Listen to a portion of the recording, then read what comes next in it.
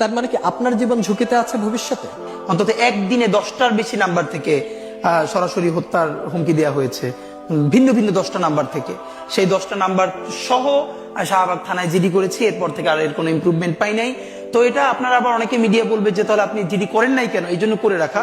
কিন্তু এই জিডি বা কোনো কিছু আমাদেরকে সুরক্ষা দেবে সেটা আমরা মনে করি না। এবং এই জন্য আমি বলেছি আজকে যদি আমাকে হত্যা করা হয়, যে কোনো মুহূর্তে করা হতে পারে। আমি আমার বন্ধুদেরকে ইনকিলাব কালচারাল সেন্টারে সেদিনকে আমরা সবাই বসে বলেছি যে আল্লাহ যদি আমাকে আগে নিয়ে যায় তারপর তোমাদের করণীয় কি। আমি আমার পরিবার এবং আমার ভাই বন্ধুদেরকে ডেকে বলেছি যে আল্লাহ আমাকে নিয়ে গেলে করণীয় কি হবে।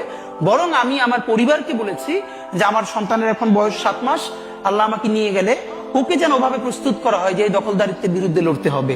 আল্লাহ ওকে যদি বড় করে ওর সন্তানের দখলদারিত্বের বিরুদ্ধে লড়বে, এই স্পিরিট যেন ওকে দেয়া হয়, এটা আমি আমার পরিবারকে বলেছি। সে আছে। আর একটা মজার ব্যাপার হলো যে আমি যখন ইনসাফের লড়াই করি তখন তো সেখানে পরাজয়ের কিছু নেই।